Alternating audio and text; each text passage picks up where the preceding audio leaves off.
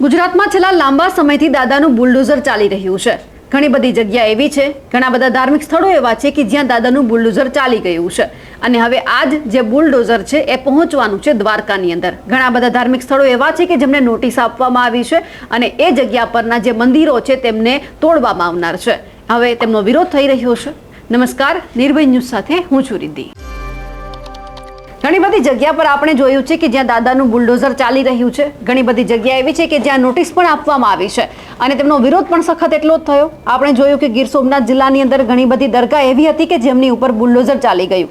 હવે આજ ધીમે ધીમે જે ગેરકાયદે દબાણો છે હવે દૂર કરવાની પ્રક્રિયા છે તે દ્વારકાની અંદર પણ થવાની છે। લગભગ 200થી વધારે ધાર્મિક સ્થળો એવા છે કે જેમને નોટિસ આપવામાં આવી છે, જે પૈકીના ઘણા બધા મંદિર એવા છે કે જે આઝાદી પહેલાના છે। હવે એ જે મંદિર છે તેમને તોડવાની વાત સામે આવી છે એટલે હવે કોંગ્રેસે વિરોધ ઉઠાવ્યો છે અને કહી રહ્યા છે કે આઝાદી પહેલાના મંદિરો છે કે જેમને અંગ્રેજોએ તોડવાની હિંમત ન કરી એમને આ સરકાર તોડવાની છે।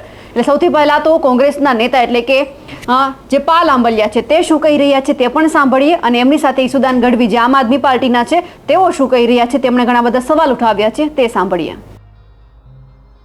છેલ્લા થોડા દિવસોમાં દ્વારકા પ્રશાસને દ્વારકા જિલ્લાના 200 કરતાં વધારે ધાર્મિક સ્થળોને 15 દિવસની નોટિસ આપી અને ગૌચર કે સરકારી ખરાબામાં છે એમ કહી અને હટાવવા શા માટે આવી એક નોટિસ આપવામાં આવી છે, ત્યારે દ્વારકા જિલ્લાના પ્રશાસનને અને ગુજરાત સરકારને મારો સીધો સવાલ એ છે કે જે ધાર્મિક સ્થળોને તમે હટાવવા માટેની નોટિસ આપી છે એ ધાર્મિક સ્થળો તો આઝાદીના પહેલાના એ ત્યાં છે। એમાંથી કેટલાક ધાર્મિક સ્થળોમાં તો હજારો લોકો ત્યાં એક નિયત સમયે તહેવારોના સમયે ત્યાં માથું ટેકવવા આવે છે। એમાં જ્ઞાતિ જાતિ ધર્મ બધાયથી ઉપર ઉઠી અને આ ધાર્મિક સ્થળોએ લોકો આવે છે।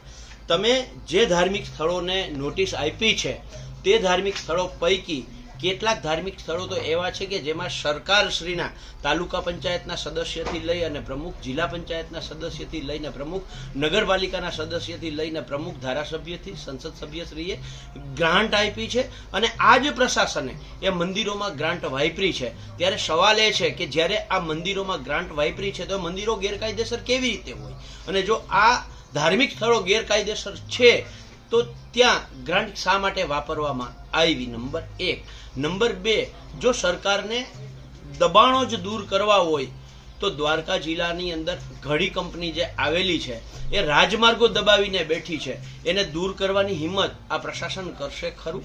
એવી જ રીતે વિન્ડ ફાર્મ કંપનીઓએ જે જગ્યાએ એમને જગ્યા મળી છે એનાથી બીજી જગ્યાએ વિન્ડ ફાર્મ કંપની વિન્ડપોલ ઊભો કરી દીધો છે, શું એને હટાવવાની હિંમત કરશે ખરી?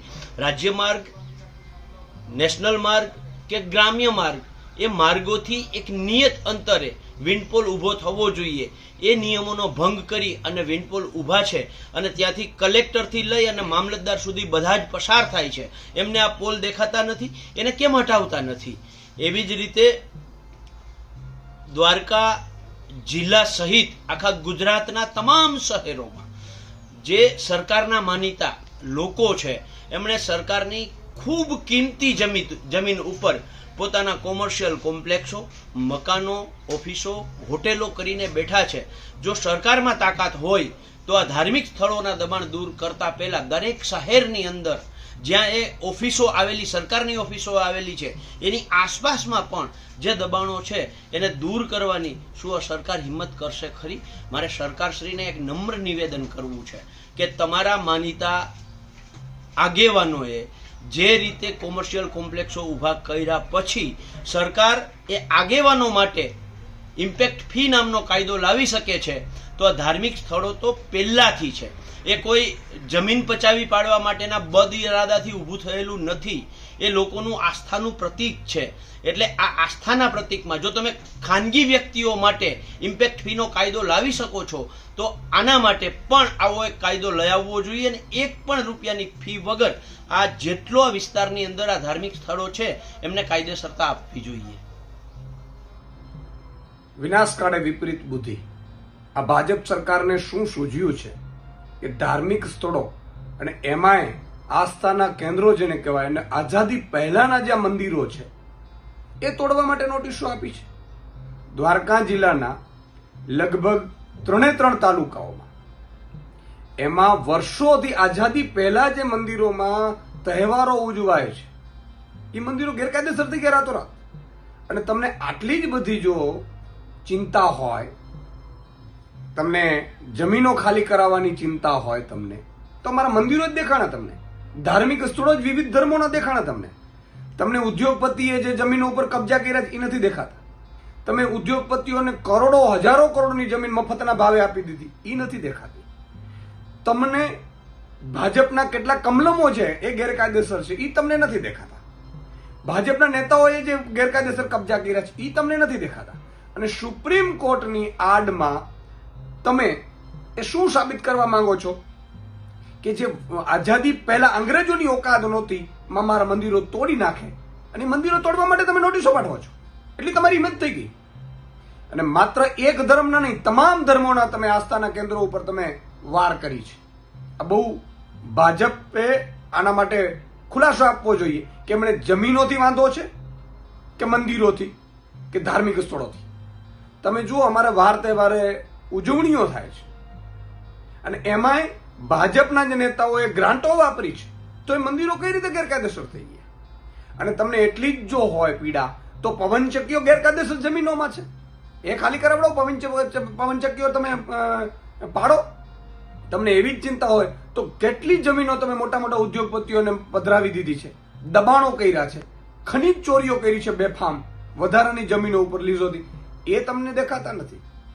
મારે મુખ્યમંત્રીશ્રીને આજે પૂછવું છે કે તમે આ આદેશ આપી, અમારા કેટલાય પૂર્વજોએ મંદિરો માટે પોતાના જીવ આપ્યા છે, ધાર્મિક સ્થળો માટે સૌ લોકોએ, સૌ ધર્મના પ્રેમીઓએ જીવ આપ્યા છે, તો તમે ફરીથી અંગ્રેજો વખતનું કામ કરવા માંગો છો?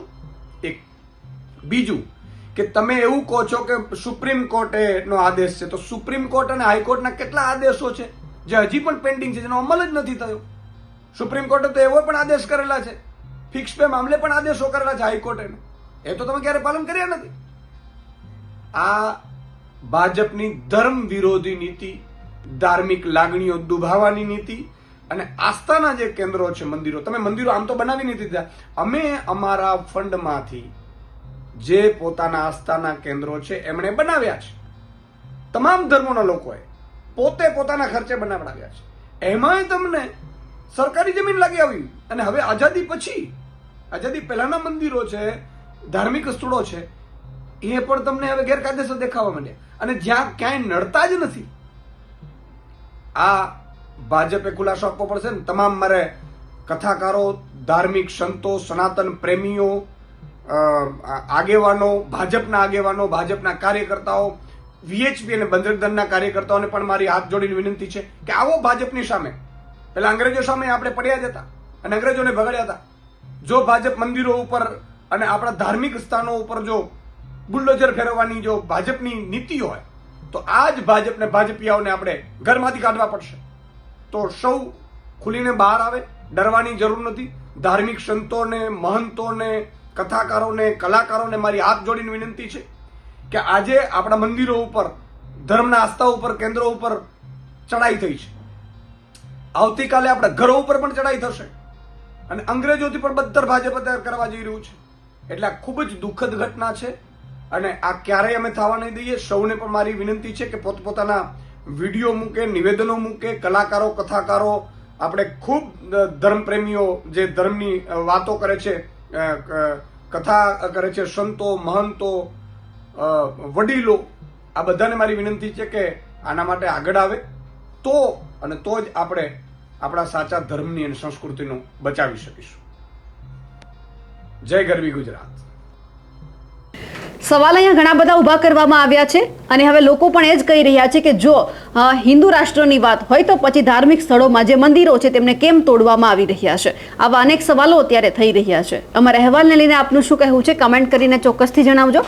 સાથે જ અમારી નિર્ભય ન્યૂઝ ચેનલને લાઇક, શેર અને સબસ્ક્રાઇબ કરવાનું ભૂલશો નહીં. નમસ્કાર.